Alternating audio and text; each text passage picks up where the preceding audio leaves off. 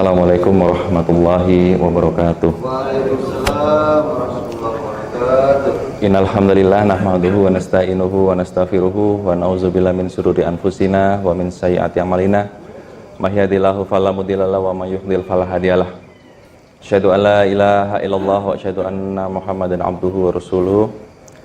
Allahumma la sahla illa ma ja'altahu sahla wa anta taj'alul hasna in syi'ta sahla. Raditu billahi robba wa bil islami dina wa bi muhammadin nabiyya wa rasula rabbi zidni alma warzuqni fahma.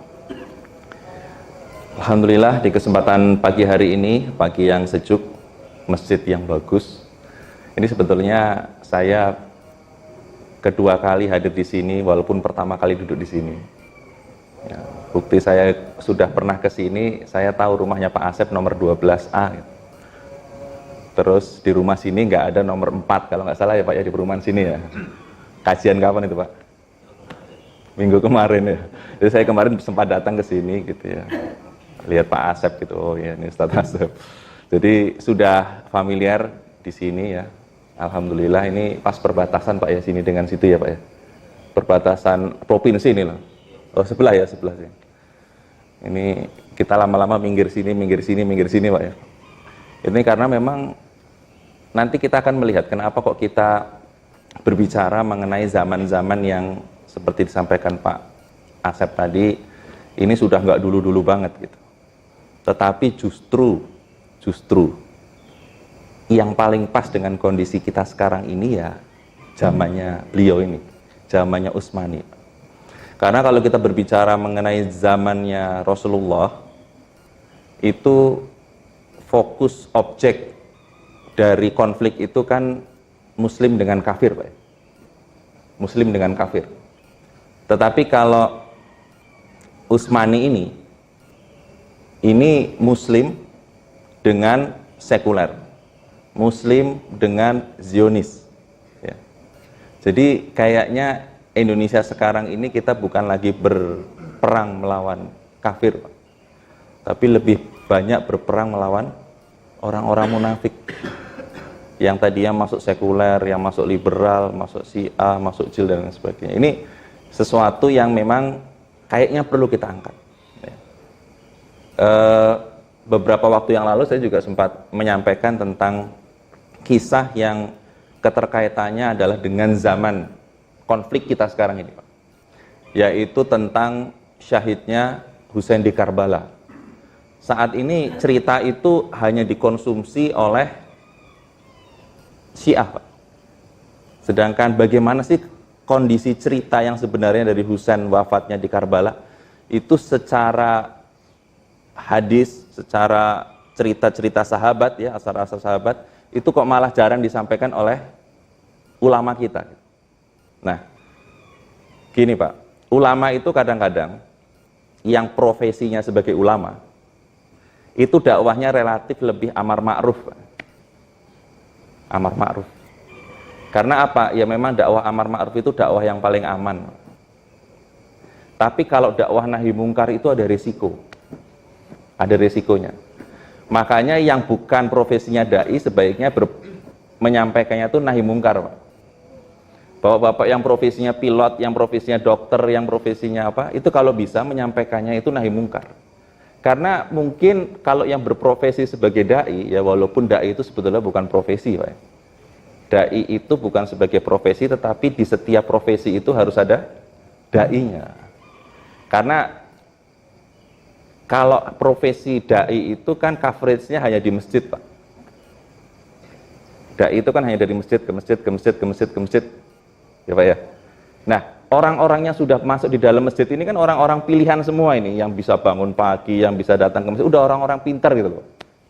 Secara agama itu sudah sadar gitu. Ya. Tetapi kalau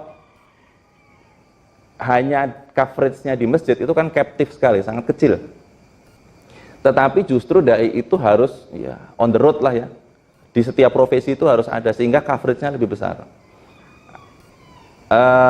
Sebagai apa namanya permisalan nih Pak, Carrefour itu Pak ya, itu kan besar Pak ya, tetapi dia hanya ada di beberapa kota. Beda dengan si Mart itu, Mart itu, itu kecil-kecil, tapi ada di seluruh Indonesia. Nah, dai itu sebetulnya hanya harus seperti si Martin itu loh Pak. Setiap profesi ada, setiap kota ada, setiap kabupaten ada gitu. Tetapi kalau hanya satu besar, tetapi coveragenya kecil ya susah. Ya otomatis disinilah kita harus menjadi masing-masing kita menjadi dai di profesi kita masing-masing. Saya pun sebetulnya juga profesi saya sebenarnya utamanya itu malah justru di project management team, Pak. Jadi di sebuah perusahaan, bahkan perusahaan ini yang dimiliki oleh sebahagian oleh Jepang, Pak. Tetapi justru kita mempelajari manajemen mereka dan kita sering compare, Pak. Saya itu kalau di kantor itu kan sering disuruh mensosialisasikan metode-metode Jepang itu, Pak. Tetapi selama ini selalu kita compare, Pak, dengan metode-metode Islam. Dan itu kita presentasikan di orang-orang Jepang itu. Jadi misalnya mereka punya metode namanya Horinshou. Itu kita kolaborasi dengan Wal Asr. Ya memang saya tulis Wal Asr. Jadi sampai orang Jepangnya bilang, apakah ilmu Wal Asr ini sudah melekat di mayoritas orang Indonesia? Saya bilang, oh iya, setiap orang Indonesia kalau sholat sendiri mesti bacanya Wal Asr kebanyakan gitu ya. Kalau Pak Imam tadi kan luar biasa ya. Tapi kalau memang sendirian Pak, Wal Asr itu paling cepat kan. Kenapa kok cepat Pak? Demi masa Pak, harus segera gitu. Itu Wal Asr itu. Jadi makanya kita di sini kita akan berbicara mengenai sedikit tentang runtuhnya kekhalifahan Utsmani, Pak. Kenapa seberapa pentingnya sih kita harus berbicara kekhalifahan Utsmani? Ada sedikit film yang akan saya ambil di sini, Pak. Ya, film ini adalah mengisahkan tentang hubungan Aceh dengan Utsmani, Pak. Ya. Hünkârım, Sebentar. Aceh'deki Müslümanlardan bir mektup geldi. Aceh'deki Müslümanların yükü omuzlarındadır. Tarihte kaç kere... Ini adalah Sultan Hamid yang nanti akan kita bicarakan, Pak. Runtuhnya Utsmani itu ada di Sultan Hamid ini. Ini adalah asistennya. Osmanlı'nın okyanusun ortasında bir... Jadi Sultan Hamid menerima surat dari Aceh. Saldırı olduğu vakit müdafaa etmek vakit alır. İslam devletinin izzetine halel gelir diye. Hollandalılar sürekli saldırıp durur. Çok şükür oraya gönderdiğimiz askerler ve Aceh halkı teslim olmaz. Ne yazmışlar okuyunuz.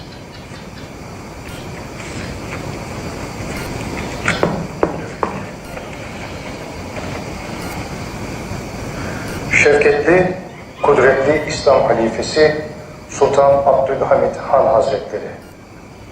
Biz Aceh halkı Osmanlı'yı mazlumların sığınacağı son liman, Halife Abdülhamid Han'ı da bir baba olarak bildik. Şimdi memleketimizi işgal eden Hollandalı kafirin son yaptıkları artık dayanılmaz raddeye gelmiştir.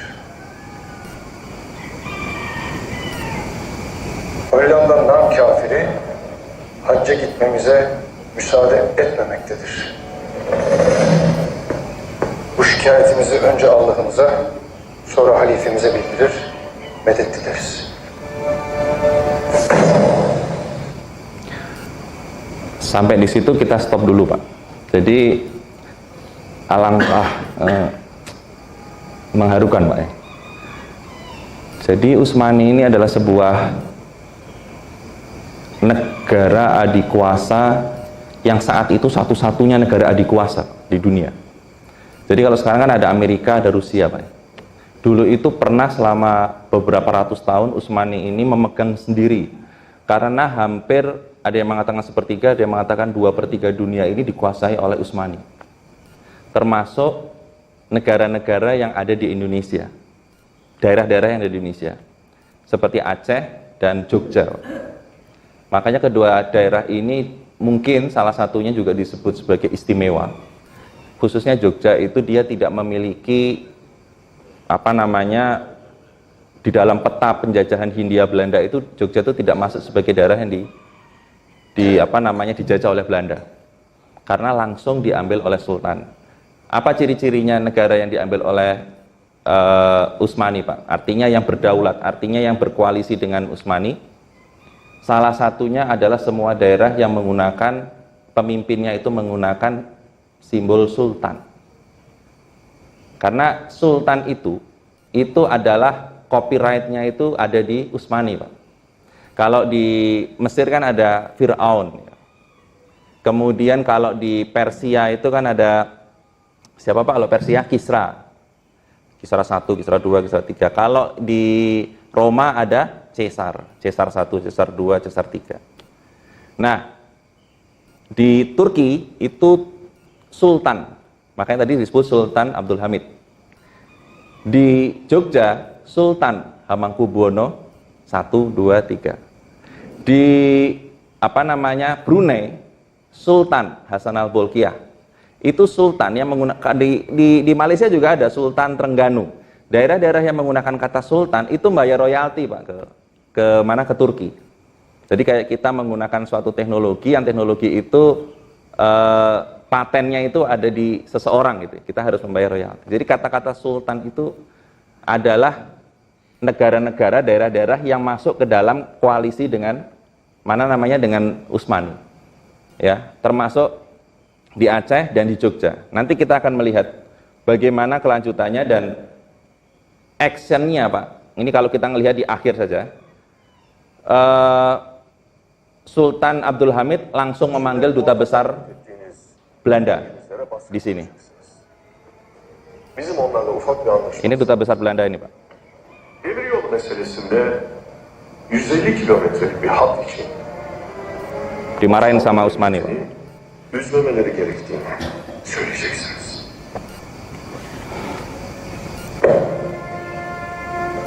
Acili Müslümanları hacca göndermezmişsiniz. Camiye sokmaz mısınız? Ben İslam halifesi Sultan Abdülmecid Hanoğlu Sultan Abdülhamid Han. Benim hilafet makamım Müslümana hizmettir. Boynumun borcudur. Boynumu keserim, hizmetten geri durmam. Aceh'de bir şirket kuracaksınız. Gemilerle çok cüzi bir fiyat karşılığında Aceh'li Müslümanları Mekke'ye taşıyacaksınız. Anlaşıldı mı? Her söylediğiniz kelime anlaşıldı hünkârım.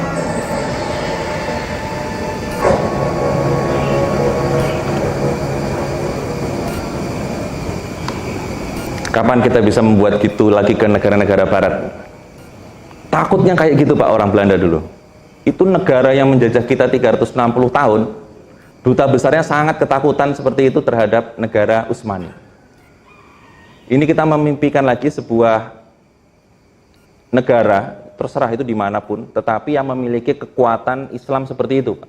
Sehingga disegani, karena jelas di Quran menyebutkan bahwa kita harus membuat gentar musuh. Ini salah satunya sudah membuat gentar Utsmani ini, ya, secara nyata. Kapan kita bisa gitu, ya ini insya Allah lah, ya, pelan-pelan kita sekarang masuk zaman keempat, ya, memang zaman kezoliman. Oke, kita masuk di slide pertama, Pak.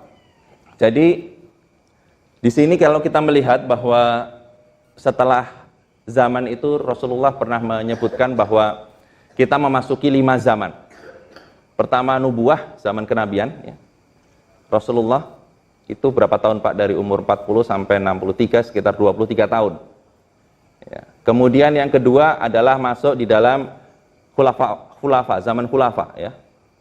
Khulafaur Rasyidin, ya, Khilafah Rasyidah, itu sekitar 30 tahun, dimulai dari Abu Bakar sampai dengan siapa, Pak? Kalau sampai dengan Ali ternyata, Pak, itu baru 29,5 tahun, Pak. Padahal Rasulullah bilangnya 30 tahun gitu. Ternyata sampai di Husain, si Hasan, Pak, ya, Hasan, sampai di Hasan. Itu anak. Setelah Hasan itu hanya menerima 6 bulan, Pak. Kemudian ada 2 kekhalifahan saat itu, Muawiyah dengan Hasan, tetapi akhirnya Hasan menyerahkan kekhalifahan itu demi persatuan umat Islam, menyerahkan ke Muawiyah. Ya. Mulailah di situ masuk ke zaman ketiga, yaitu kalau di sini kedua, ya, berarti yaitu kekhalifahan. Maaf, bukan khalifahan, kerajaan yang masih memegang kuat agama. Itu dimulai dengan Muawiyah.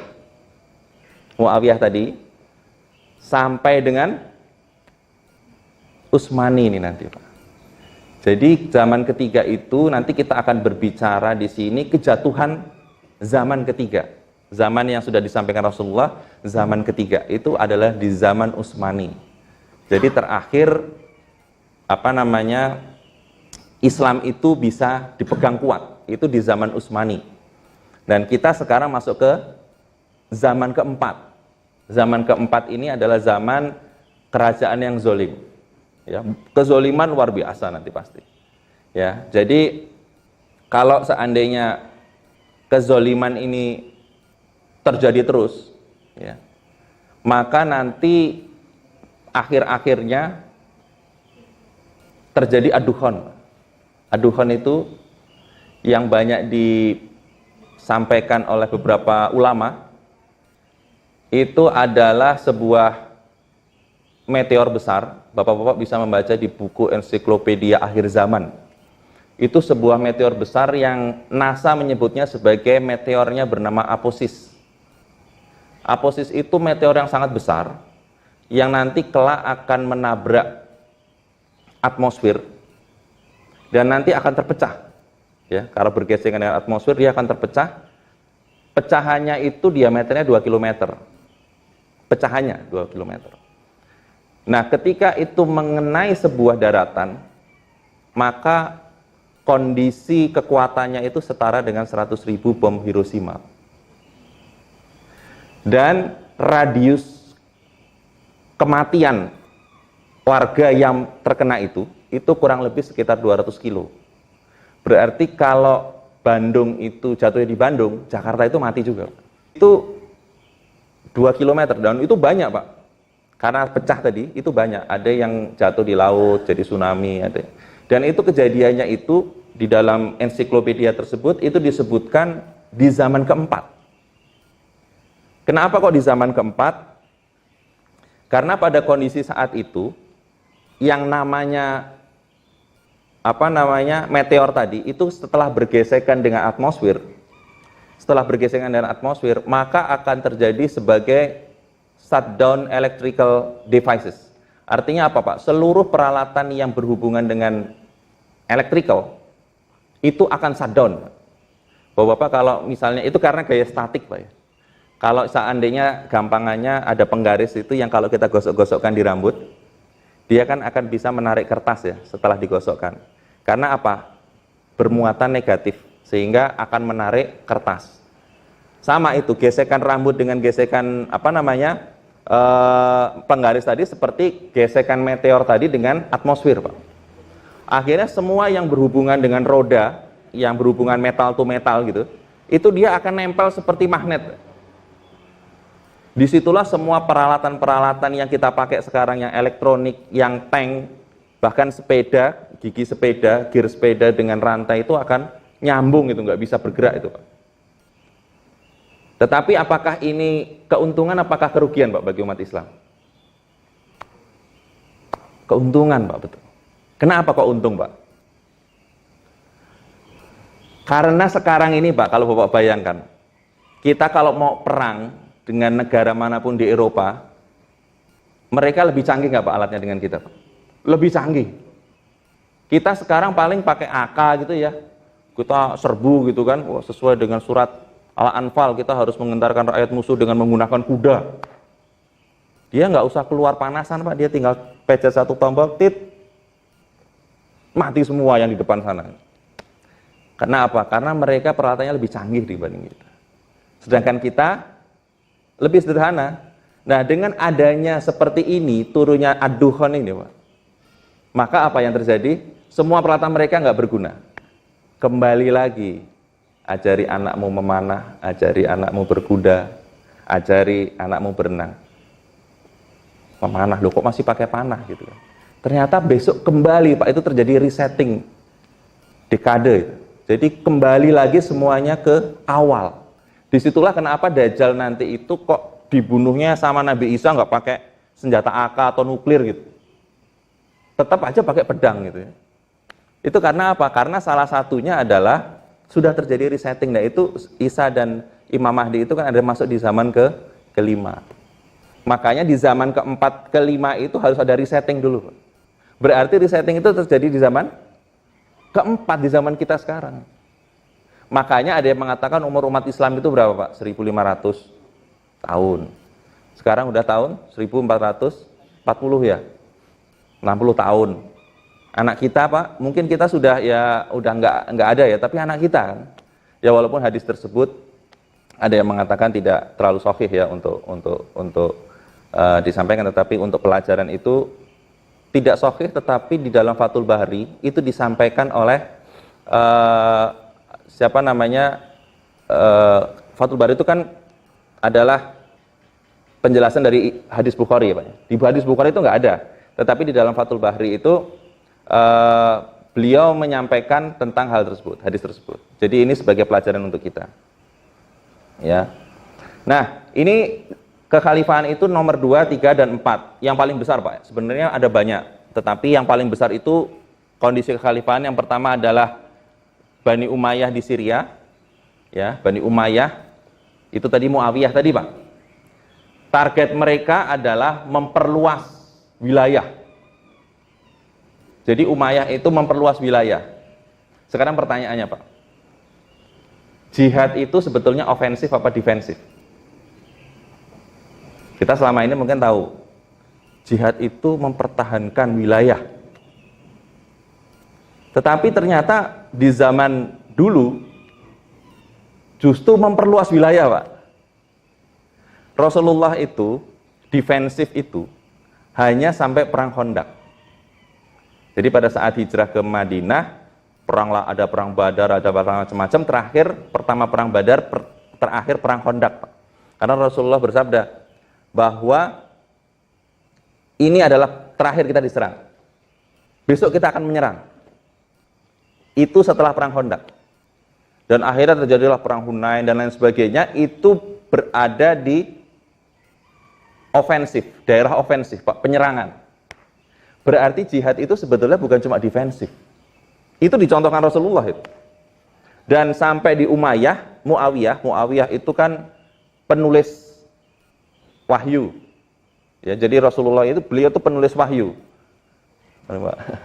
Beliau itu penulis wahyu dan luar biasanya sangat orang yang dipercaya oleh Rasulullah, Muawiyah juga, ya. Walaupun sempat waktu itu ada konflik ya dengan Ali, ada konflik dengan beberapa sahabat, tetapi itu konflik itu tidak lepas dari fitnah. Ya.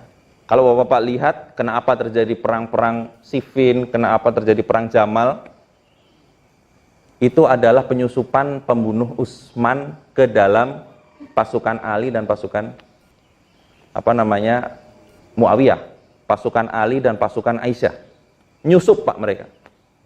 Karena apa? Karena pasukan Muawiyah, pasukan Ali, dan pasukan Aisyah itu mau memburu siapa pembunuh Utsman. Pembunuh Utsman itu kan 3 koalisi Pak. Ada dari Basrah, ada dari Kufah, dan ada dari Mesir. Orang-orangnya, ada sekitar 60 kalau nggak salah. Nah itu yang ngepung rumah Utsman itu mau dikejar Pak. Dikejar oleh siapa? Dikejar oleh 3 pasukan tadi. Ini pasukan besar-besar ini. Pasukan Aisyah besar, pasukan Ali besar, pasukan Muawiyah besar. Nah, supaya yang 60 ini nggak dibunuh, nggak dikejar, mereka nyusup.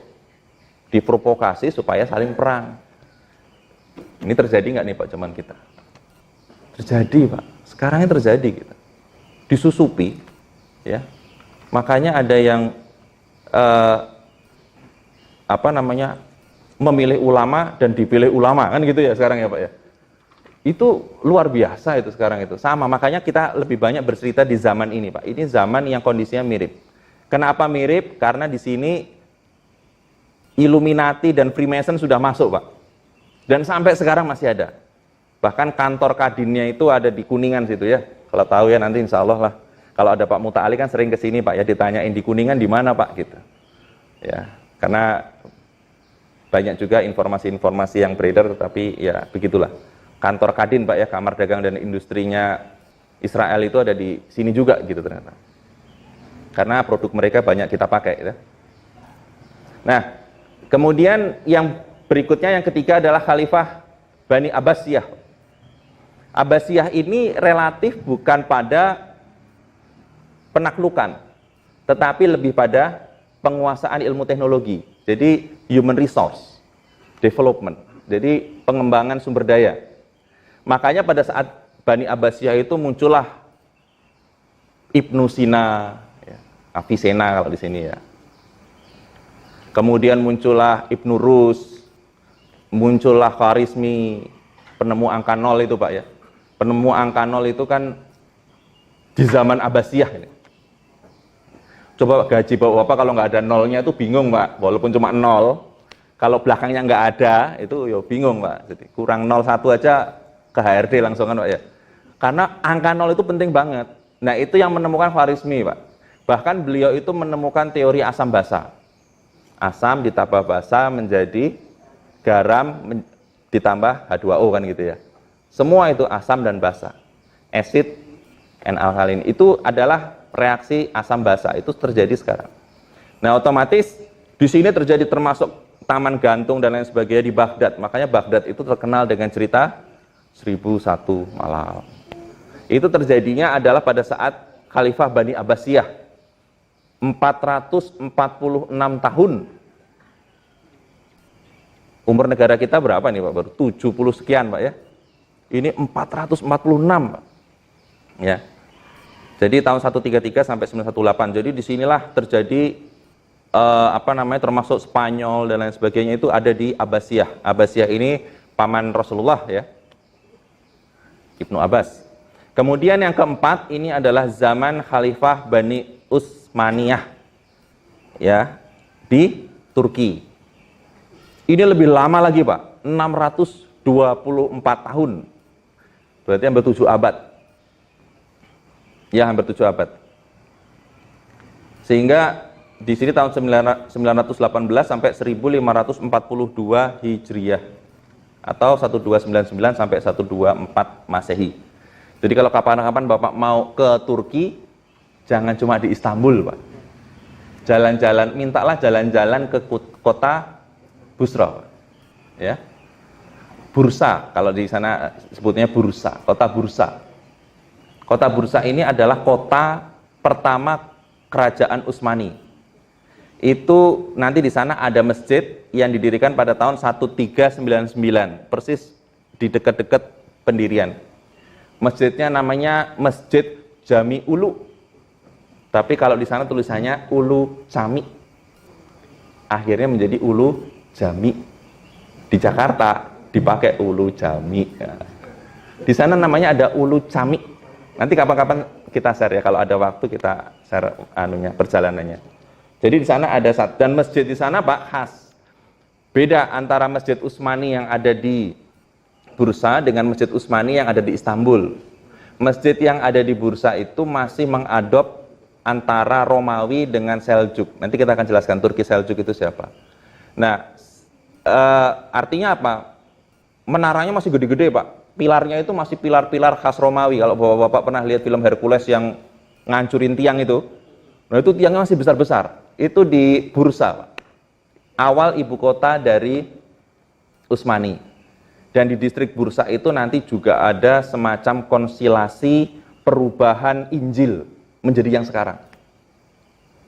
Itu jauh Pak sebelum itu, kurang lebih sekitar tahun 300 Masehi. Ini kan tahun 1200 Pak ya. 1200 Masehi, jadi itu kalau sedangkan yang di Bursa itu sekitar tahun 300. Konsilasi Nisea. Ya, itu cara Konstantin untuk memasukkan Nasrani ke dalam kota Roma. Ya, sehingga dirubahlah, ada yang namanya tanggal 25 Desember ditetapkan sebagai hari lahirnya ini, Yesus. Kemudian hari besarnya dari Sabtu menjadi Ahad. Ya. Karena apa? Ahad itu kenapa dipilih Pak? Karena waktu Roma itu kan masih kaum pagan Pak.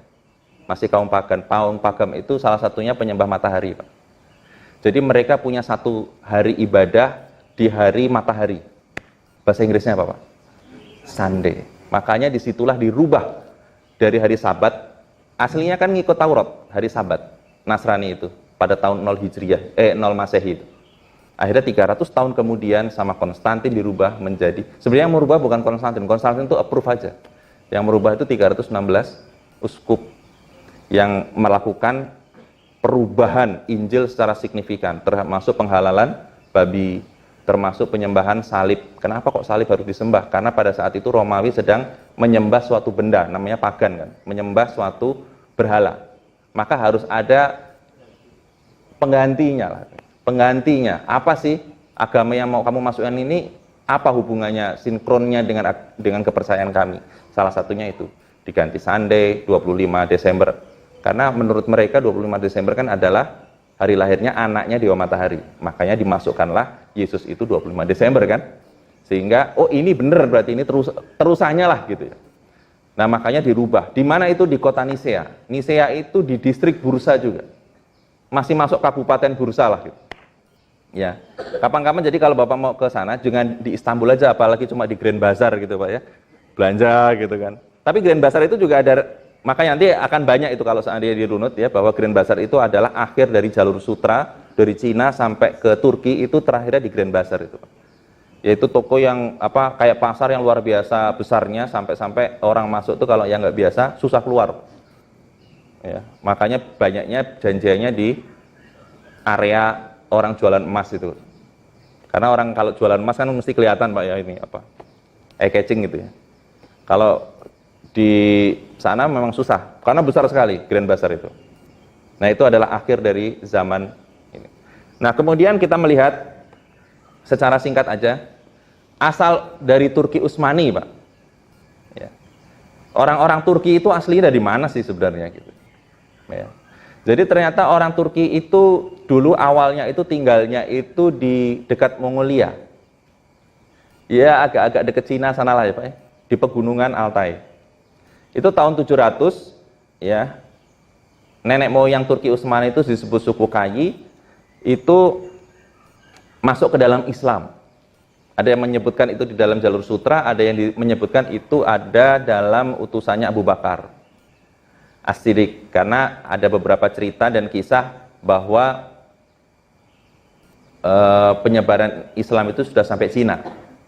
Bahkan konon katanya di Guangzhou sana ada kuburan salah seorang sahabat Rasulullah, yaitu Sa'ad bin Abi Waqqas. Itu orang yang doanya sangat diijabah. Karena apa Pak? Karena didoakan Rasulullah. Benar.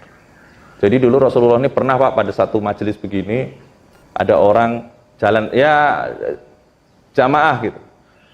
Silahkan Anda minta apa saja, saya akan aminkan. Urut Pak, catat. Saya minta agar tanah saya laku, amin. Besok laku Pak tanahnya. Saya minta agar anak saya segera menikah, amin. Gitu. Terakhir Sa'ad bin Abi Waqqas Pak, dikit datang. Minta apa Sa'ad? Minta agar semua doa saya terkabul. Pinter Pak ya. Dan memang gitu Pak, harus cerdas itu. Jadi ya sudah. Rasulullah juga terus diaminkan. Nah pada saat itulah Sa'ad bin Abi Waqqas itu punya kemampuan ketika dia berdoa terkabul. Nah, minta apa aja bisa kalau itu ya. Nah itulah makanya penting seperti beliau makamnya ada di Guangzhou di Cina. Jadi kalau bapak dan ibu-ibu mau membuktikan ke sana boleh. Bentuknya kayak kelenteng di sana Pak ya. Makamnya itu. Ya memang makam di sana Pak ya. Nah, kemudian suku Kayi ini masuk ke dalam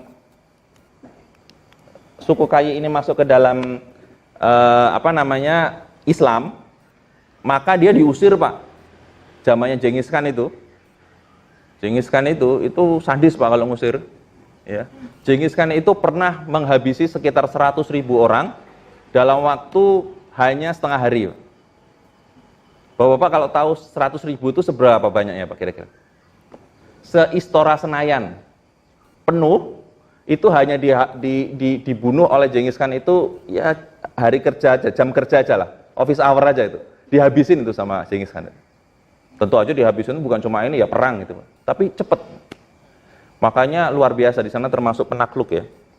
Nah, akhirnya si Kai ini pergi Pak ke ke Turki ya, di Anatolia sini. Diadop, diterima oleh serumpunnya yaitu dari Turki Seljuk. Turki Seljuk ini awalnya di sini aja ya, sorry ini mat. Jadi Turki Seljuk ini sebetulnya sudah menguasai daerah sini. Siapa Turki Seljuk itu? Turki Seljuk itu seperti kita sama Malaysia lah. Ya, itu masih serumpun. Tetapi Turki Seljuk ini sebetulnya tentaranya Abbasiyah. Ketika Abbasiyah turun, nah tentara-tentaranya yang dari Turki Seljuk ini, TKI-TKI-nya ini kan jadi tentara nih kemarin. Nah, itu akhirnya kuat Pak. Akhirnya dia berusaha untuk mengusir Roma dari Anatolia. Sebagian bisa diusir, sebagian enggak. Nah, Anatolia inilah akhirnya yang bisa direbut oleh Seljuk dan menjadi tempat persinggahan Turki Utsmani sampai sekarang. Ya, Anatolia sampai sekarang masih ada, Bapak-bapak kalau mau ke sana juga, tapi agak jauh Pak ya. Karena di sini ini kan Istanbul Pak ya. Istanbul ini Eropa, di sini Asia, dan di sinilah di sini bursa Pak. Ini Istanbul, bursa, di sini Anatolia. Agak jauh. Tapi dekat ke bursanya sini, kalau ada jalan itu ya berapa jam, sekitar 4 jam ya. Itu di situ adalah awal muasal dari Turki Utsmani. Nah, kemudian setelah terjadi beberapa peperangan, ya ini penguasaan tadi, pada tahun 1200-1300, ya, ketua suku Kai itu namanya Ertogrol. Ertogrol tahun 1200 Masehi itu akhirnya dia berhasil membantu Turki Seljuk untuk menyerang Romawi, ya, untuk mengusir Romawi. Nah, kemudian 1288 Seljuk melawan Mongol, kemudian di situ mendapatkan kemenangan dan anak dari Ertogrol yang namanya Utsmani itu menjadi kaisar pertama Utsmani. Akhirnya mendirikan kekhalifahan Utsmani pada 1300 Masehi. Jadi disinilah awal dari Utsmani. Utsmani 1, Utsmani 2, Kekaisaran 1, 2, 3, 4, 5, 6, 7. Yang ketujuh inilah Muhammad Al-Fatih menjadi seorang kaisar. Jadi Muhammad Al-Fatih adalah kaisar ketujuh dari Utsmani. Dialah yang akhirnya berhasil merebut Istanbul. Ya.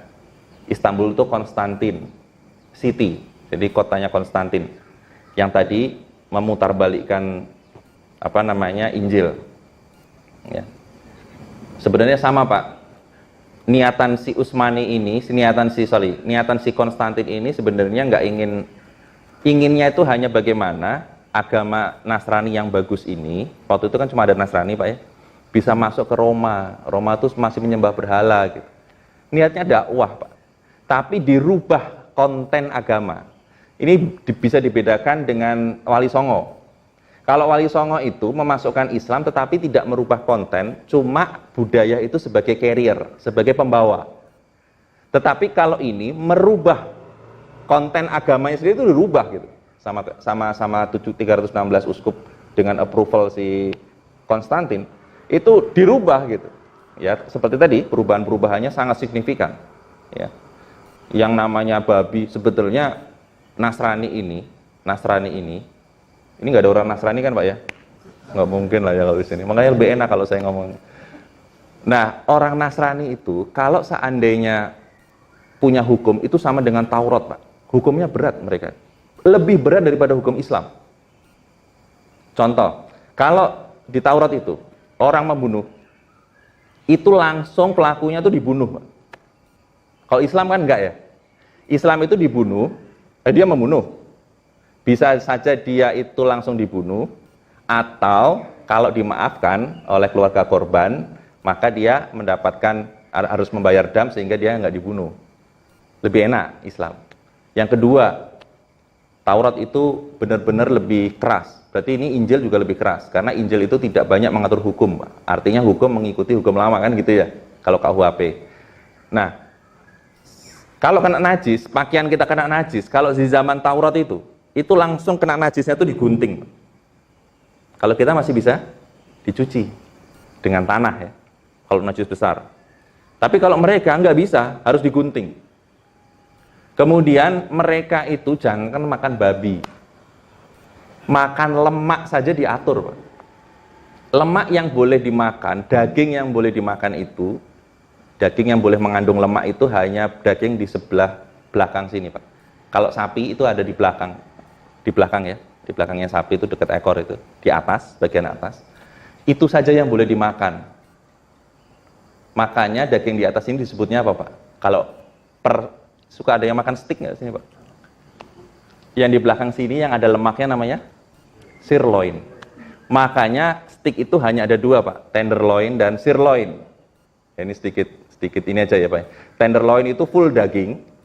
Sirloin itu daging yang ada lemaknya, lebih murah kan ya sirloin. Daging yang ada lemaknya, dan itu ada di bagian sini, Pak. Karena lemak di bagian lain nggak boleh, Pak, Yahudi itu. Makanya sekarang yang terkenal hanya tenderloin, sirloin. Pesan apa, Pak? Tenderloin, sirloin. Cuma itu aja pilihannya. Ya, makanya nggak boleh. Itu lebih keras. Apalagi makan babi. Apalagi makan babi. Tambah nggak boleh kan. Babi itu kan lemak semua itu. Nah, otomatis disitulah sekarang kita bisa melihat bagaimana Konstantin itu ingin merebut. Nah, kita kembali ke sini. Jadi yang ketujuh itu kaisarnya adalah Kaisar Muhammad Al-Fatih. Ya, Utsmaniyun yang pertama, Al-Fatih yang ketujuh.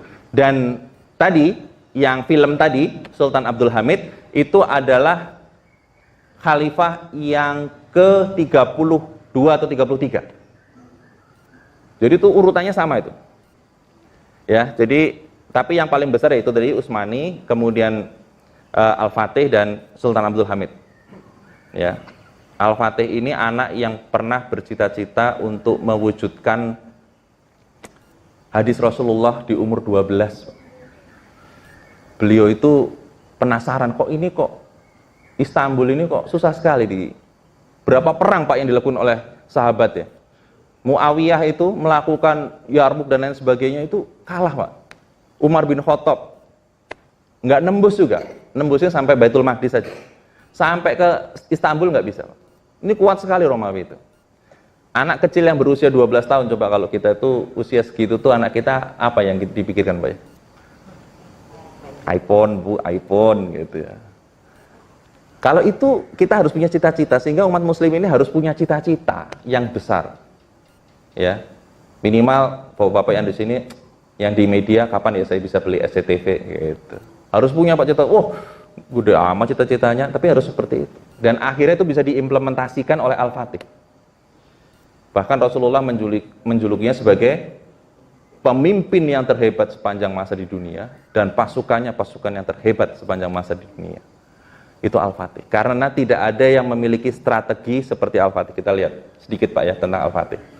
Ini kebetulan pas kemarin diminta ke sana di Turki. Jadi ini atas itu jembatan Bosporus yang menghubungkan antara Asia dan Eropa, ya. Yang di sini nih, Pak. Di sini nih Asia dan Eropa itu ada di sini. Ini Asia, ini Eropa ya. Ini Bosporus. Nah, Al-Fatih itu menyeberangkan pasukan ini, menyeberangkan pasukannya itu luar biasa nih, Pak. Kalau kita lihat, ada tanduk emas di situ. Nah, ini kalau Al-Fatih itu dulu ada di Eropa, awalnya itu beliau itu ada di Edirne. Edirne itu ada di daerah sini nih, Pak. Al-Fatih. Nah, di sini adalah Istanbul. Ini adalah Asia, Eropa Asia. Ini ada yang Bosporus tadi. Nah, Edirne itu ada di situ. Beliau menyerang dari sisi barat menuju ke timur. Ya, dari sisi barat menuju ke timur. Jadi Al-Fatih itu orang Eropa, Pak. Tuh. Dari Edirne, mohon maaf ini tadi mati ininya soalnya ya penunjuknya. Dari Edirne ini nanti beliau akan menyerang ke sini. Dari Edirne beliau menyerang ke Istanbul. Menyerang ke sana, kemudian sampai di Istanbul ini bentengnya yang merah itu, Pak. Ini foto langsung ini, Pak. Kita foto langsung kemarin penyerangan Al-Fatih dari kota Edirne di Istanbul. Jadi ini adalah bagian yang di sebelah sini. Jadi sebelah sini, benteng ini, itu adalah ini fotonya. Ini masih ada sampai sekarang. Ini kemarin juga foto langsung. Jadi bukan dari Google, ini langsung. Nah ini tetap dipertahankan seperti ini. Bentengnya 2 lapis, Pak, di sini. Di sini 2 lapis. Ini bentengnya Konstantin. 2 lapis, 2 lapis. Ya. Nah ini benteng di sini ini semua 2 lapis, Pak. Mohon maaf, Pak, ya saya soalnya agak jadi pakai tangan ini. Ini benteng di sini adalah 2 lapis. Di sini 2 lapis. Jadi benteng aja 2 lapis, Pak. Nah, benteng yang hanya 1 lapis itu ada di sebelah sini.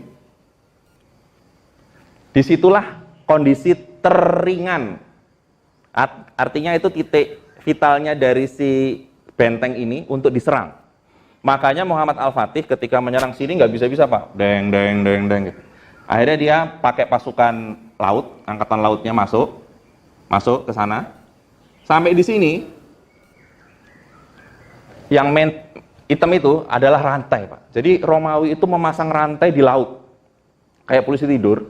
Tapi ketika ada kapal datang itu ditarik, rantainya, sehingga kapal nggak bisa masuk. Nah, akhirnya apa?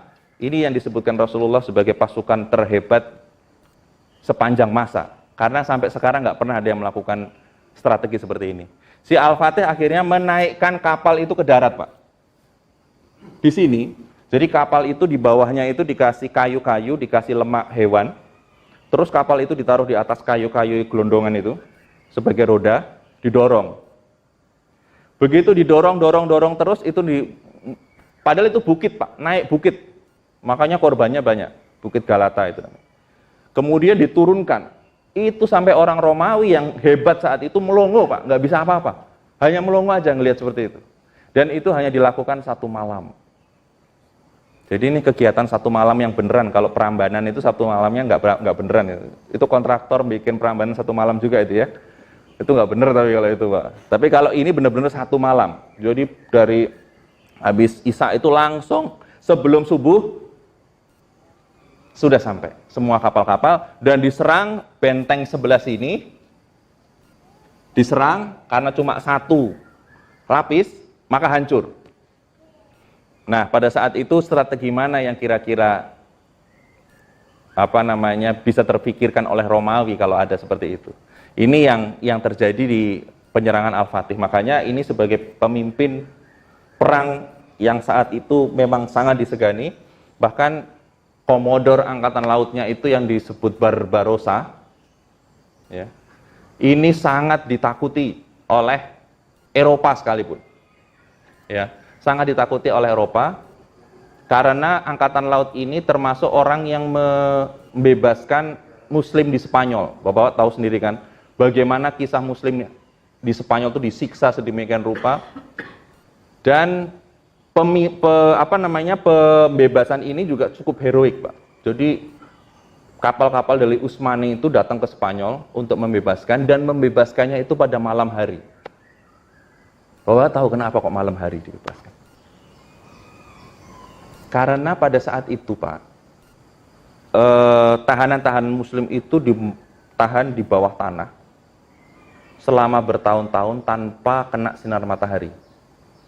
Sehingga begitu dicabut, begitu dibebaskan oleh pasukannya Barbarossa dari Utsmani tadi, itu harus malam. Karena begitu dia melihat sinar matahari, kalau dibebaskannya siang, buta langsung. Sekian tahun di penjara di bawah tanah tanpa kena sinar matahari. Itu kekejian dari Nasrani saat itu menyerang Islam ya di daerah sana, dan Barbarossa akhirnya mengambil. Dan semua kapal-kapal Eropa yang menghalangi dihajar sama Barbarossa.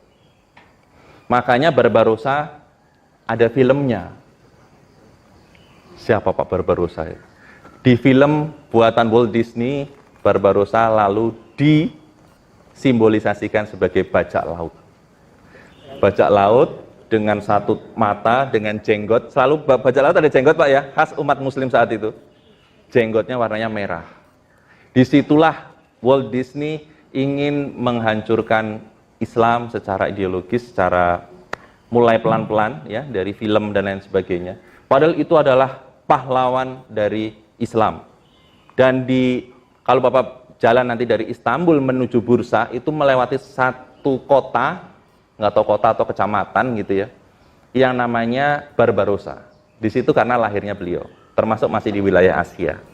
Ya nanti kapan-kapan kita akan melihat bagaimana Barbarossa ini luar biasa. Dan Walt Disney, Bapak-bapak tahu Walt Disney, Bapak-bapak tahu Disneyland itu kan? Disneyland kan juga buatan Walt Disney, Pak ya. Kalau ingat menaranya Walt Disney, menara Dufan-nya itu kan ada istana-istananya itu. Itu adalah menara yang persis sama dengan menaranya Utsmani.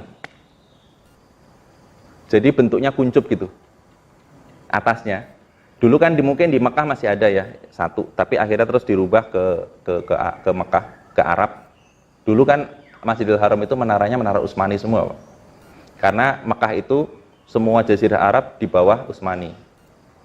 Makanya kalau Bapak naik haji ketemu atau umroh ketemu dengan orang Turki, mereka pede banget kan. Kalau Robbana, Atina, besar-besar, gede-gede, jalannya bareng. Nah, ada orang depan tabrak. Turki, kenapa kok pede banget? Kadang-kadang kita dulu sempat mikir, ini orang di negara orang kok pede banget gitu ya. Ternyata apa? Memang dulu Arab itu kekuasaannya Utsmani. Sampai nanti dibisikin Inggris, Pak, supaya bisa. Nanti kita akan lihat bagaimana terpisahnya Arab Saudi dari Utsmani. Tapi ada hikmah di balik itu. Nah, ini kondisi runtuhnya Utsmani. Ya, kita langsung masuk ke bagaimana kondisi runtuhnya Utsmani. Di sini pertama Utsmani itu runtuh di masa Sultan Abdul Hamid II, ya, memimpin 1876 sampai 1909. Kemudian dengan konstitusi sekuler. Konstitusi sekuler ini terbit di 1876. Aktor pembuat konstitusi ini adalah Nami Kemal, ya, dari Turki muda. Jadi hati-hati dengan anak muda. Itu message-nya, Pak. Anak muda itu pemikirannya, helikopter view-nya itu belum tinggi, tapi semangatnya membara. Makanya bisa dimanfaatkan oleh sekuler, liberal, Syiah. Ya. Ini pun yang membuat konstitusi sekuler itu adalah dari Turki muda, Pak. Ya. Makanya dulu ada yang bilang, wah kalau Budi Utomo dulu gimana? Wah itu ada ceritanya, tapi nantilah ya Pak ya, kapan-kapan. Karena itu gerakan kepemudaan juga. Kemudian yang berikutnya tahun 1909 Sultan turun tahta. Turun tahtanya ini karena Sultan Abdul Hamid itu ingin mengembalikan lagi yang konstitusi sekuler yang sudah pernah dibuat sebelumnya, menjadi kembali lagi ke hukum Islam. Ini Pak. Sampai sekarang ada orang yang mau mengganti hukum-hukum menjadi hukum yang lebih syar'i saja susahnya minta ampun. Bank itu sekarang bisa menjadi bank syariah itu, bahkan bank-bank luar tuh kayaknya jadi ikut HSBC syariah. Kenapa Pak? Karena orang Islam sudah mulai sadar menggunakan syariah. Tapi bapak-bapak yang gajinya masih masuk ke bank-bank non syariah, bapak-bapak bisa menghilangkan bunganya, Pak. Minimal. Jadi bunga bank itu, Bapak ambil general form itu, kalau di Mandiri itu ada ya, saya kira di bank lain juga sama. Bapak tulis, bulan berikutnya tidak usah dimasukkan bunga untuk rekening nomor sekian. Minimal itu jihad kita, 15 menit selesai. Bunga juga nggak seberapa kan Pak ya? Nggak seberapa Pak, tapi dosanya luar biasa. Seringan-ringannya riba itu, sama dengan berzina dengan ibu kandungnya sendiri, itu kan ngeri Pak. Seringan-ringannya Pak ya. Nah, oleh sebab itu maka Sultan turun tahta Pak. Ini risiko yang harus dihadapi orang yang ingin mengembalikan hukum kembali ke hukum-hukum syar'i. Kalau sekarang KUHP paling tidak kita meminimais hukum-hukum non syar'i. Makanya teman-teman kemarin ada yang melakukan jihad konstitusi. Itu kan dalam rangka meminimais hukum-hukum yang nggak syar'i Pak. Bapak-bapak kalau melihat dulu pernah ada undang-undang tentang penguasaan mata air oleh perusahaan swasta. Itu di jihad konstitusi oleh teman-teman di Muhammadiyah dan alhamdulillah selesai Pak. Alhamdulillah dibatalkan. Kalau tidak, Makanya dulu kan sering Aqua tuh sering ada diambil dari mata air ini. Jadi Aqua itu ingin menguasai satu mata air. Itu kan padahal yang namanya undang-undang dasar kita jelas bahwa air itu adalah dimasuk di dalam penguasaan negara. Kok mau dikasihkan ke asing? Nah, itu yang akhirnya dikonstitusikan lagi sesuai dengan konstitusi syar'i. Pelan-pelan Pak, pelan-pelan walaupun kita belum bisa gradual ya. Karena kita kan pakai hukum Belanda, KUHP itu. Dan Belanda itu masih lebih lama periodenya menjajah Indonesia daripada merdekanya Indonesia itu sendiri. Indonesia baru 70 tahun, kita dijajah 300 sekian tahun. Nah, itu lebih lama Belanda. Jadi memang wajar lah kalau mindsetnya kita masih ke sana terus. Nah, kemudian yang berikutnya, setelah terjadi Perang Dunia I, ini secara singkat saja, Perang Dunia I, tahun 1914 sampai 1917, disinilah mulai lepasnya Arab Saudi dari Turki. Ya, di sini pada saat Perang Dunia Pertama, seperti kita tahu, Utsmani ini berada pada pihak dengan Jerman.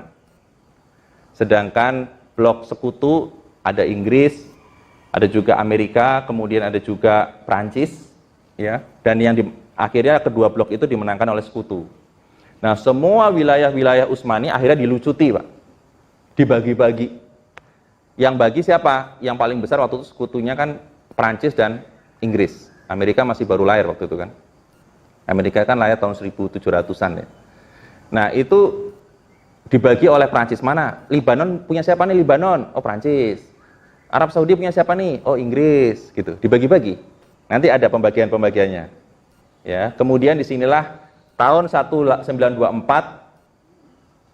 Inggris menguasai Turki ya. Maaf, setelah Perang Dunia Pertama Inggris menguasai Turki. Seperti biasa, Inggris tidak akan menaruh orangnya sebagai presiden di daerah tersebut. Kalau negara-negara Commonwealth sekarang ini, ada India, ada Malaysia, Singapura, mesti presidennya orang-orang situs juga kan Pak, bukan orang Inggris gitu kan, bule terus itu kan enggak. Itulah kenapa Inggris memilih Atatürk untuk menjadi presiden di Turki. Mau nggak nih, ada jabatan nih, bagus nih, kamu kuasai ya. Oke, mau. Dikasihlah sama Inggris Atatürk itu. Jadilah pada saat itu perubahan zaman dari zaman ketiga menjadi zaman keempat. Seperti yang disabdakan Rasulullah. Pada saat Atatürk, berhentilah sistem kekhalifahan, masuklah ke sistem republik. Sampai sekarang. Nah, inilah yang merubah. Jadi Inggris ini luar biasa pada saat itu ya. Kekuatannya sehingga bisa meminta Atatürk itu untuk menjadi, makanya ini hati-hati Pak. Dulu yang mempengaruhi Islam itu adalah Inggris. Sekarang banyak juga Pak yang mempengaruhi Islam. Kamu mau nggak dapat jabatan tapi kamu jadi ini. Kamu nanti tujuannya ini, menetralisir umat Islam ya. Bisa juga kan gitu Pak. Kami mau melakukan gerakan komunis, tetapi tolong kamu netralisir orang Islam, karena komunis sama Islam itu nggak pernah padu, bisa juga kan? Sekarang kalau kita melihat Pak, jangankan kita, ya kan sekarang, oh ini pas 30 September Pak ya, Masya Allah. PKI itu jangankan melakukan doktrin-doktrin kepada masyarakat. PKI itu bahkan bisa menyusup ke aparat. Ingat Bapak-bapak dulu. Siapa yang membunuh para jenderal itu? Pas Pampres, Pak. Cakrabirawa itu kan pas Pampres. Sekelas pas Pampres itu bisa loh, Pak, dikepung. Makanya yang menangani, yang menghancurkan Cakrabirawa itu adalah RPKAD. Sekarang siapa, Pak? Kopassus. Jadi yang bisa menangani. Jadi sekelas pas Pampres, Bapak bisa bayangin, Pak. Angkatan Udara, waktu itu yang udah kesusupan siapa, Pak? Angkatan Udara sama pas Pampres. Ya. Itu aja bisa kesusupan. Itu yang mengerikan. Nah, makanya kita harus waspada, bukan apa-apa, tetapi bukan tidak mungkin aparat saja bisa. Ya namanya aparat mungkin manusia juga ya, walaupun mungkin dia keluar dari ya oknum lah sekarang kalau bilangnya ya. Tapi sangat terorganisir. Luar biasa. Nah, oleh sebab itu maka Inggris itu menjadi penghancur Islam saat itu, Pak. Nah, ini kita ambil pelajaran berharga dari runtuhnya Turki Utsmani, Pak. Ini saya ambil, ada bukunya ya, mohon maaf. Jadi buku ini kisah-kisah ini, Bapak-bapak bisa lihat, saya ada buku yang juga bagus di balik runtuhnya Turki Utsmani. Ini karya Ustadz Deden Herdiansah. Dan ini merupakan disertasi, Pak. Jadi bukan hanya penulis sejarah biasa tanpa tanggung jawab gitu ya. Ini sudah didesertasikan oleh beliau, dan bedah bukunya silahkan bisa melihat di YouTube. Di balik runtuhnya Turki Utsmani. Ini ada bedah bukunya di YouTube, panjang ini, hampir 2 jam kalau nggak salah. Ya mirip lah kayak kita sekarang. Nah ini posisinya kita rangkum aja, karena namanya slide itu kan harus rangkuman. Nah, jadi Turki ini Pak, Turki ini hancur karena 11 item. Pertama adalah karena Renaissance Eropa. Renaissance itu apa Pak? Renaissance itu adalah zaman kemajuan teknologi di Eropa. Disinilah ada penemuan James Watt, penemuan mesin uap. Disinilah ada yang namanya Thomas Alva Edison, penemu lampu, listrik, dan lain sebagainya. Di zaman Renaissance. Akibatnya apa? Anak muda kalau lihat teknologi gimana Pak? Tertarik. Lama-lama mereka berkiblat. Nah inilah hati-hati. Kalau sekarang tahapan anak-anak kita itu sudah mulai berkiblat ke barat, maka benar yang namanya hadis Rasulullah. Quran ya, bahwa matahari itu, ciri-ciri kiamat besar adalah matahari itu akan terbit dari sebelah barat. Sekarang sudah mulai nampak matahari itu terbit dari sebelah barat. Kenapa? Ulang tahun aja di KFC, Pak. Wong desa ulang tahunnya di KFC. KFC itu mana? Barat. Makanya fried chicken gitu. Mestinya besok diganti ayam goreng gitu loh Pak. Kan banyak ayam goreng kita ya, ada Suharti, ada ayam goreng Kalasan, ayam goreng Fatmawati ya. Nah kita kok ke KFC, ke AW, itu berarti sudah mulai berkiblat ke barat. Bener matahari itu secara, walaupun sekarang masih konotasi ya, belum denotasi, belum aslinya, ini masih konotasi. Tapi sepertinya kita sudah melihatnya selalu ke barat. Nah inilah yang terjadi sama pada saat anak muda Turki melihat Renaissance Eropa. Waduh, ada listrik ya. Waduh, sudah ada ini. Waduh, sudah. Ya. Bahkan Sultan Hamid itu sudah membuat jalur kereta api dari Syria, Damaskus, sampai ke Madinah, Pak. Sudah dibuat. Jadi tinggal membuat dari Madinah sampai Mekah. Sekarang kan justru dari Mekah ke Madinah, itu baru jadi ya, kalau nggak salah. Nah itu sudah ada dulu dari situ, dan itu dihancurkan. Supaya apa? Supaya tidak ada yang bisa berhaji dari Syria ke Madinah, ke Mekah. Itu dihancurkan sekarang. Kemudian adanya Freemason. Freemason masuk tahun 1720. Freemason ini organisasi yang sampai saat ini masih ada. Masih ada sampai saat ini. Dan ini adalah kebanyakan dari orang-orang Nasrani, Pak. Bedakan Freemason dengan Illuminati, Pak. Itu beda. Illuminati itu orang Yahudi. Freemason itu orang Nasrani. Dua-duanya pada tahun 1700 pernah membuat suatu konferensi Illuminati Freemason. Tujuannya adalah untuk menciptakan satu pemimpin dunia. Lawannya saat itu, karena sudah Yahudi sudah bareng dengan Nasrani, lawannya satu-satunya adalah Muslim. Tahun 1700-an. Maka 1770 dibentuklah Amerika. Nah, ini Bapak-Bapak bisa membaca, kalau ada bukunya di Ahmadiyyat, ada 2 buku yang mengarang itu, sama mantan ketua BIN Bapak Z.A. Maulani. Ya, jadi bagaimana kondisi Yahudi di sini. Itu ketua BIN, Pak ya, ketua BIN zamannya Pak Harto lah gitu ya. Itu cukup terkenal. Nah, di sini Freemason ini dia bersama Illuminati membuat sebuah konferensi, intinya adalah menguasai satu dunia dengan musuh Islam satu-satunya. Ya, Freemason ini. Makanya di dalam surat Al-Baqarah 120, wala tardo anka ila yahudu wa nasoro anta tatabiha milatahum. Tidak akan ridho yang namanya Yahudi dan Nasrani sampai kamu mengikuti mereka. Tidak akan ridho yang namanya Illuminati dan Freemason sampai Islam kalah dengan mereka. Plek. sama di tahun 1700, terbukti. Makanya Islam harus melawannya dengan surat Muhammad ayat 7. In tansurullaha yasurkum wa yusabit aqdamakum. Tolonglah agama Allah. Kewajiban kita, Pak, nolong agama Allah. Kewajiban Allah 2. Maka engkau akan ditolong oleh Allah dan engkau akan dikokohkan posisimu. Itu janji Allah. Jadi kita nolong Allah sekali, Allah nolong kita 2 kali. Surat Muhammad. Jadi makanya setiap kehidupan kita kalau bisa, Pak, itu selalu harus ucapan dan tindakan kita untuk Islam itu harus jelas, clear. Minimal baju kita sudah menunjukkan baju-baju yang Islam. Jangan takut. Karena dengan mempercayai la ilaha illallah saja, tidak ada Tuhan selain Allah, itu tidak serta-merta dia menjadi seorang yang beriman. Buktinya apa? Iblis itu percaya nggak, Pak, sama Allah? Percaya, malah berdoa, ya Allah, izinkan aku untuk mengganggu keturunan Adam sampai kiamat. Berdoanya saja masih kepada Allah. Berarti apa? Dia sangat percaya, wong pernah interaksi sama Allah kan pada saat Adam diciptakan. Berarti sangat yakin, tetapi apakah Adam menjadi iman? Bukan. Iblis menjadi beriman? Enggak. Iblis adalah tokohnya kafir. Loh, percaya sama Allah tapi kok kafir? Karena ucapan dan tindakannya iblis tidak mencerminkan orang-orang yang beriman. Makanya ketika kita hanya la ilaha illallah, kok sudah selesai cuma di situ aja. Artinya sajadah kita cuma kita gelar di musola.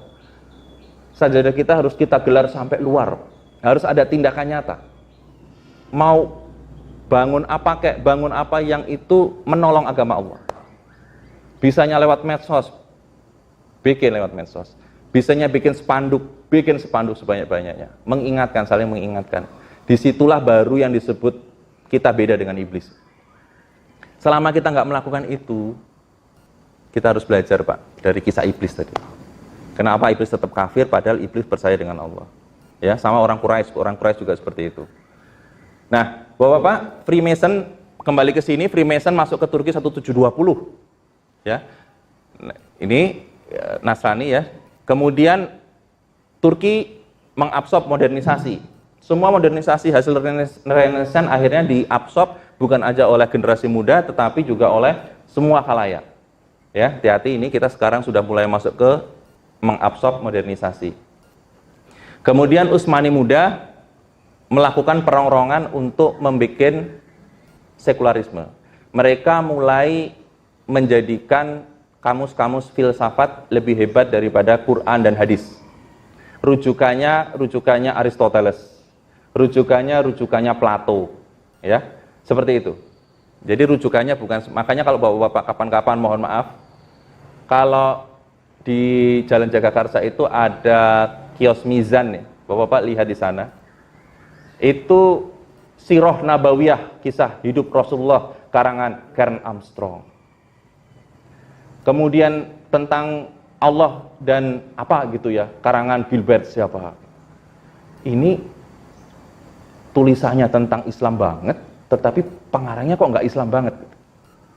Itu hati-hati. Sehingga di sini sudah mulai muncul nih, Pak, sekularisme masuk ke kita.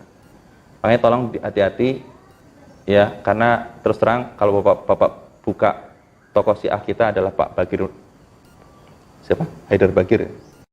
Ya, Haidar Nasir itu ketua Muhammadiyah, Haidar Bagir ketua Syiah. Hati-hati, jangan kebalik kok ya. Haidar Bagir ya. Bapak lihat di Wikipedia-nya, dia adalah pendiri Mizan. Makanya hati-hati terhadap itu ya, buku-bukunya khususnya.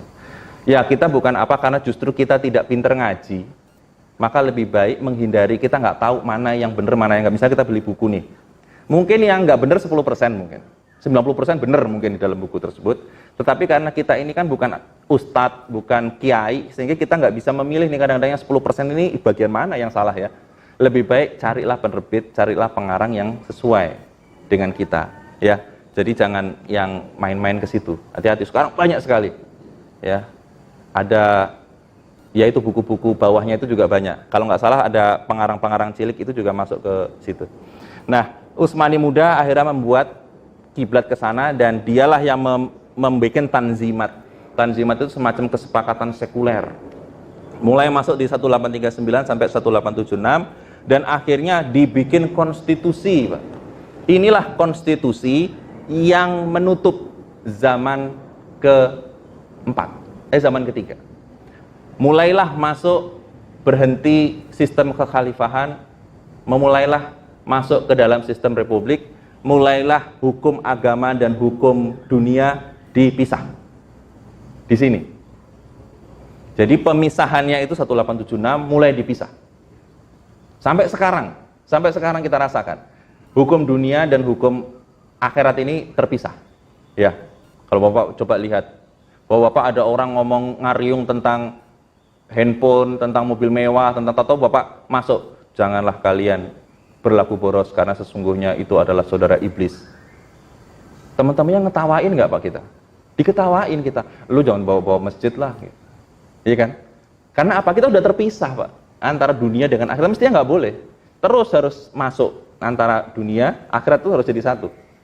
Harus jadi satu. Kalau enggak ya konstitusi 1876 Pak. Masa itu sampai sekarang Pak ya, sampai 2018 masih ada. Masih berlaku.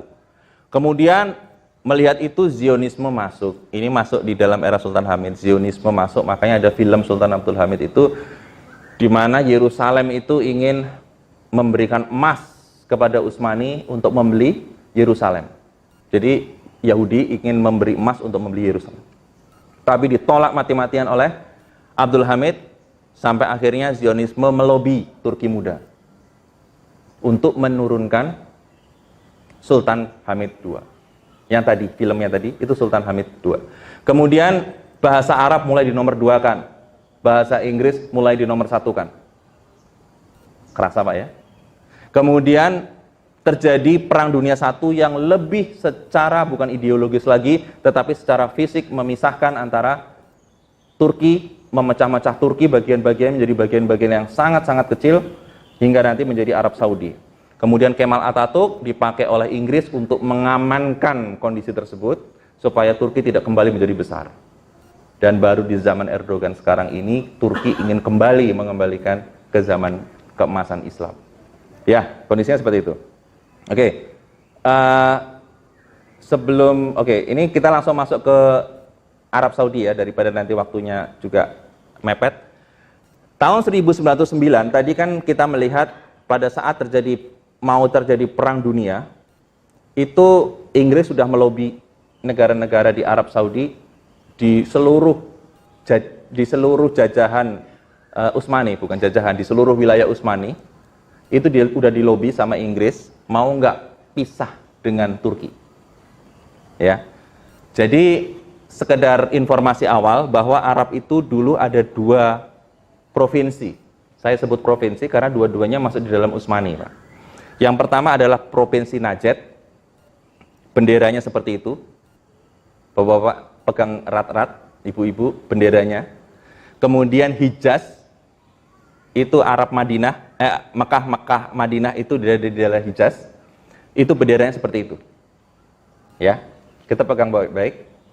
Kemudian gubernurnya bernama Abdul Aziz Ibnu Saud. Pegang baik-baik nama ini, Ibnu Saud. Kemudian gubernur Hijaz adalah Syarif Hussein bin Ali. Dua-duanya adalah gubernur, istilahnya gubernur karena di bawah Turki. Kemudian yang namanya Syarif Hussein ini,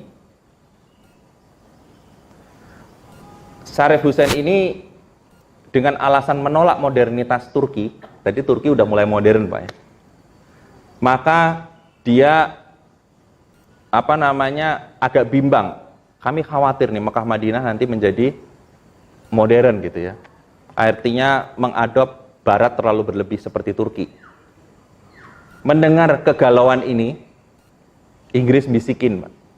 Hati-hati Pak, makanya orang yang kosong pikirannya itu setan datang, Pak. Inggris datang. Inggris ngelobi, kamu bener nggak suka dengan modernitas yang ada di Turki? Padahal yang bikin modernitas siapa Pak? Inggris sendiri Pak. Kalau kamu nggak mau, itu sebetulnya wajar. Kenapa sih Mekah harus ngikutin Turki? Tahu nggak, nabimu itu orang mana? Orang Arab. Lah, terus kenapa kamu ngikutin Turki Utsmani? Yang kedua, Quranmu tuh bahasanya bahasa mana sih? Bahasa Arab. Lah, kenapa kamu harus ngikutin bahasa Turki? Terus khalifah sebelummu itu Umayyah, Abbasiyah itu orang mana? Orang Arab. Muawiyah, Ibnu Abbas. Lah terus kenapa sekarang ada Turki, kamu ikut Turki? Tuh, kompor, Pak. Meledaklah si Syarif Hussein ini. Bener juga. Waduh. Akhirnya Syarif Hussein ini diberi modal sama Inggris. Nih, kalau kamu pisah jangan khawatir kamu merana. Aku kasih modal. Modalnya itu konon katanya sama dengan kekayaannya Bill Gates sekarang. Yang dikasihkan ke Syarif Hussein itu. Akhirnya Syarif Hussein melalui gerakan Arab Muda melepaskan, sekali lagi Pak, Arab Muda melepaskan dari Turki. Pada saat itulah Inggris terjadi Perang Dunia Pertama, Inggris membagi daerah. Salah satunya pada tahun 1916, Inggris membagi daerah menjadi Arab, Jordan, dan Irak di bawah Inggris, Prancis membawahi Syria dan Libanon. Ya. Nah, Yerusalem itu juga masih di bawah Inggris. Nah, disinilah cita-cita orang Zionis selama ini untuk mengambil Yerusalem dari Sultan Hamid itu nggak kesampaian. Sekaranglah saatnya melobi, karena Inggris itu wong kita galo. Orang kita sendiri nih Inggris nih. Makanya dilobilah. Yang melobi siapa Pak? Rothschild. Tahu Rothschild tuh ya? Rothschild itu sampai sekarang ini masih ada. Bahkan masih kerjasama dengan salah satu pengusaha kaya kita, itu masih bekerja sama untuk menguasai batu bara. Ya. Rothschild ini berbicara kepada Inggris. Kenapa Rothschild itu kenal sama Inggris? Rothschild ini adalah orang yang membiayai perang ketika Inggris lawan Jerman kemarin. Itu yang membiayai dua-duanya. Jadi yang menyuplai senjata itu Rothschild ini, Pak. Rothschild itu punya perusahaan kayak koperasi begitu, yang menguasai perdagangan broker senjata lah ya. Ketika Inggris kekurangan senjata, jual ke Inggris. Ketika Jerman kekurangan senjata, jual ke Jerman. Jadi Rothschild ini tahu kekuatan Jerman dan Inggris ini. Oh, Jerman mau kalah nih. Akhirnya dia merapat ke Inggris. Sehingga akhirnya Rothschild ini dekat dengan Inggris. Makanya Hitler tuh sangat benci sama orang Yahudi itu gara-gara ini, Pak. Jadi bukan karena cuma ideologi, tapi gara-gara Jerman itu kalah lawan Inggris gara-gara suppliernya ini sama ternyata toh gitu. Baru tahu si Hitler ini kalau supplier senjatanya ini sama. Supplier musuh dengan supplier kita. Nah, jadilah akhirnya Rothschild ngelobi ke Inggris. Rothschild ini orang Amerika juga. Kemudian beliau melobi ke Inggris untuk menyerahkan Yerusalem. Akhirnya melalui perjanjian Balfour tahun 1917, Yerusalem jadi wilayah artinya Yahudi bisa ditaruh di Yerusalem. Ya. Kemudian dan seterusnya hingga pencapaian Syarif Hussein dan family ya, ada namanya Ali, Faisal dan Abdullah, masing-masing akan diberikan wilayah. Kemudian wilayahnya akhirnya Hijaz yang tadi yang di sebelah kiri, Makkah Madinah tadi keluar dari Kekhalifahan Utsmani, Syria dan Mesir akhirnya juga keluar dari Kekhalifahan Utsmani, kemudian pemotongan jalur kereta dari Damaskus ke Madinah ya, sehingga haji terganggu. Kemudian Kekhalifahan Utsmani lemah, sangat lemah, dan resmi wilayah Utsmani ditaklukkan 7 bulan setelah Sultan Hamid II wafat. Ya. Ini pembagiannya, Pak. Jadi ini adalah anak dari Syarif Hussein tadi, gubernur Hijaz. Abdullah bin Syarif Hussein dapat wilayah Jordan. Jadi ingat, bendera Jordan adalah mirip dengan bendera Hijaz, ya. Mirip seperti ini. Dan ini konon katanya bendera merah, hijau, kuning ini berhubungan dengan kalau Muawiyah itu simbolnya hitam, Rasulullah itu hitam, kemudian hijau itu Muawiyah, sehingga dijadikan benderanya itu hitam, kuning, hijau, merah. Nah itu sekarang menjadi bendera Yordan, Pak. Ya. Kemudian Irak dan Syria dikasihkan ke anak keduanya yang namanya Faisal bin Syarif Hussein. Kemudian Hijaz sendiri karena Syarif Hussein sudah tua diberikan kepada Ali bin Syarif Hussein. Ya, Hijaz. Najd bagaimana? Najd waktu itu masih berada di bawah kekuasaan Utsmani masih setia. Gubernurnya tadi adalah Ibnu Saud. Nah, pada 1924 1926 penguasa Najd Ibnu Saud tadi akhirnya mengkudeta Syarif Husain, Pak. Ya. Mengkudeta Syarif Husain. Lihat, sehingga sekarang posisinya adalah benderanya yang dipakai bendera Arab sampai sekarang adalah benderanya Najd. Ya. Tanggal 23 September Abdul Aziz menang dan mendeklarasikan berdirinya kerajaan Arab Saudi. Abdul Aziz ini ya Ibnu Saud tadi. Ya, nama aslinya Abdul Aziz, sehingga dibikinlah nama kerajaan Saud di Arabia. Inilah menjadi awal dari berdirinya kerajaan Arab Saudi. Baru tahun 1924 Pak Arab Saudi itu berdiri. Anak-anaknya sekarang sampai yang Raja Salman sekarang itu masih hitungannya masih anak. Ya, jadi belum cucu gitu. Jadi masih anak dari si Abdul Aziz ini. Makanya kita bisa melihat kondisi seperti itu. Ya, 617. Oke, ini adalah hikmah yang bisa kita ambil Pak dari pembicaraan kita pada kesempatan pagi hari ini. Pertama, kita perlu pemimpin yang amanah. Ya, pemimpin yang amanah. Pemimpin amanah itu kalau Umar bin Khattab mengatakan dua hal. Sebelum beliau melantik seorang gubernur, beliau selalu menitipkan dua hal. Pertama, gubernur itu harus mampu untuk meningkatkan kredibilitas negaranya, meningkatkan peradaban. Yang kedua, gubernur itu harus bisa menjaga agama di dalam masyarakat. Ya. Jadi kalau ada yang menista harus langsung disikat. Nah, itu termasuk menjaga. Ya, makanya pemimpin itu harus amanah. Yang kedua, Arab Saudi berpisah dengan Turki, itu ternyata ada hikmahnya juga. Hikmahnya ada, Pak. Kalau seandainya Arab Saudi sampai saat ini masih di bawah Turki, maka Arab Saudi saat itu masih di bawah Kemal Atatürk. Kita nggak bisa membayangkan bagaimana prosesi ibadah haji yang dikuasai oleh orang-orang sekuler. Maka hari ini kita masih bersyukur Arab Saudi itu masih memegang kuat. Jadi seolah-olah sekarang itu kita masuk zaman keempat, tetapi seolah-olah Mekah Madinah itu masih zaman ketiga. Kalau kita rasakan. Makanya di sana strike sekali peraturan-peraturannya. Bagi orang yang sudah biasa hidup di zaman keempat kayak kita-kita, kayaknya Arab itu jahat banget ya. Hukum pancung, hukum penggal, hukum orang rokok di depan Nabawi, di luar, ditungguin, suruh matiin, suruh buang. Sadis banget ya. Karena kita sudah kelamaan hidup di zaman keempat. Sedangkan Arab Saudi itu seolah-olah seperti zaman ketiga sekarang masih memegang kuat. Ya, walaupun sekarang ada perbedaan antara ulama Arab dengan pemimpin di sana, Pak ya. Tapi insya Allah lah kita doakan mudah-mudahan ini kembali lagi baik ya. Karena memang anaknya Raja Salman itu juga sering main golf lah ya sama keluarganya Donald Trump itu kan.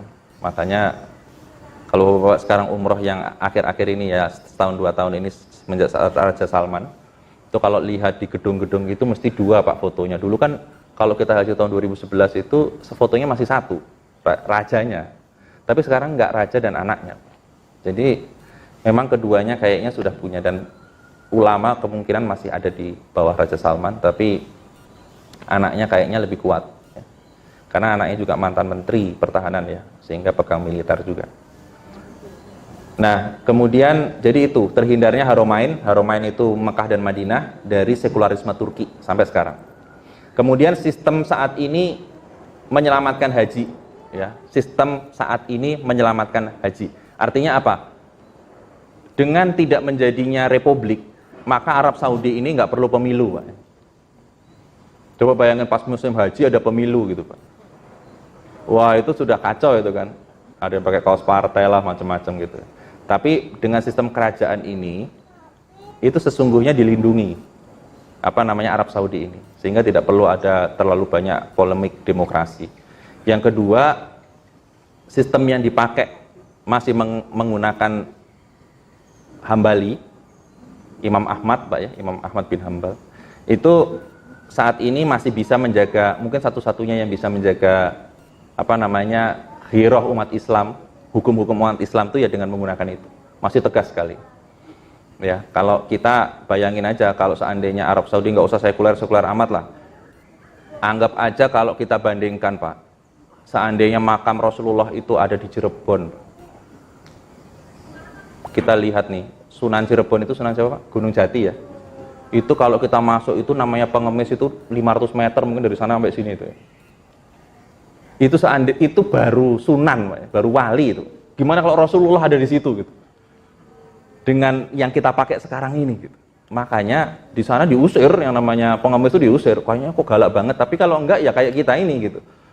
Ya, pengemis itu sudah mungkin kita bawa uang 50.000 sampai sana habis itu. Kasih satu gitu. Panjang sekali gimana makam Rasul kan gitu. Makanya kita harus bersyukur dengan kondisi sekarang ini, kita harus bersyukurlah. Artinya Haromain ini masih terjaga. Ya. Saya kira itu, dan kita mau melihat satu penutup bahwa ini adalah bukti Jogja adalah sebagai sebuah daerah yang waktu itu memang berkoalisi dengan Utsmani. Kita lihat, berkoalisi dengan Utsmani. Kita lihat. Ini adalah pidato dari Sultan Hamengkubuwono.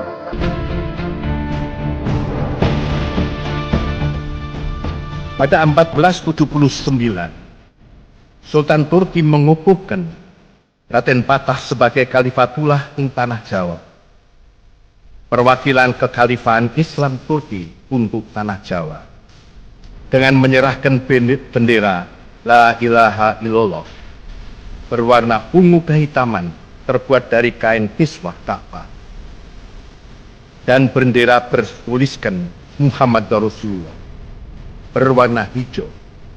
Duplikatnya tersimpan di Keraton Yogyakarta sebagai pusaka, penanda keabsahan Kesultanan Yogyakarta Hadiningrat, wakil kekhalifahan saat itu dari Turki. Bapak Wakil Presiden serta hadirin hadirat yang dimuliakan Allah. Di tahun 1903, saat diselenggarakan Kongres Khilafah di Jakarta oleh Jamiatul Khair yang berdiri 1903, Sultan Turki mengirim utusan Muhammad Amin Bey. Kongres menetapkan fatwa haram hukumnya bagi muslim tunduk pada penguasa Belanda.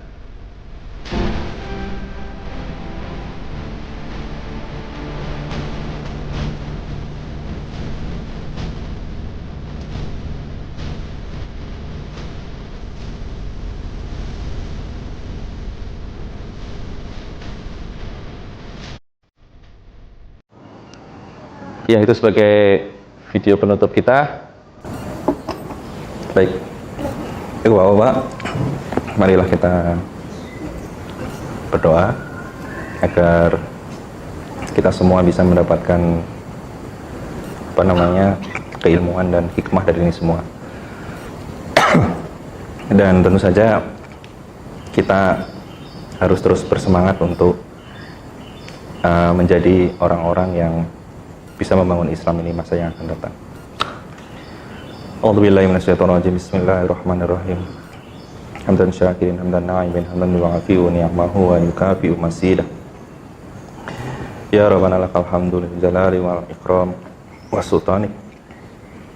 Allahumma arinal haqqa haqqan warzuqna istiba'ah wa arinal batila batila warzuqna istinabah. Raditu billahi rabba wa bil islami dinan wa bi Muhammadin nabiyyan wa rasulah. Rabbi zidni ilma warzuqni fahma. Subhana rabbika rabbil izzati amma yasifun. Wassalamu ala mursalin walhamdulillahi rabbil alamin. Mari kita tutup dengan kafaratul majlis. Subhanakallahumma wa bihamdika asyhadu an la ilaha illa anta astaghfiruka wa atubu ilaik. Assalamualaikum warahmatullahi wabarakatuh.